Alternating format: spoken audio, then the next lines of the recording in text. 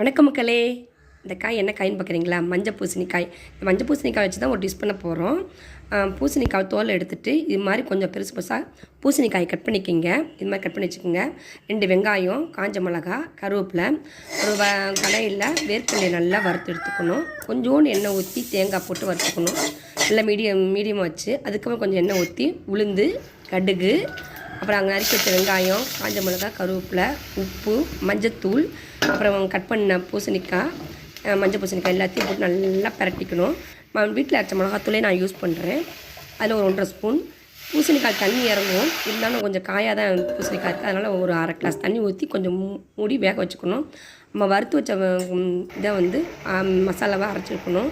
அரைச்சி முடிச்சோன்னா நமக்கு தேவையான தண்ணி ஊற்றி பூசணிக்காயில் நல்லா வேக வைக்கணும். இது சப்பாத்தி, தோசை, இட்லி எல்லாத்துக்கும் யூஸ் பண்ணலாம். பூசணிக்கான்னு என்னன்னு தெரியாத குழந்தைங்க கூட இதை விரும்பி சாப்பிடுவாங்க. இந்த டிப்ஸ் பிடிச்சிருந்தா லைக் பண்ணுங்கள், ஷேர் பண்ணுங்கள், கமெண்ட் பண்ணுங்கள்.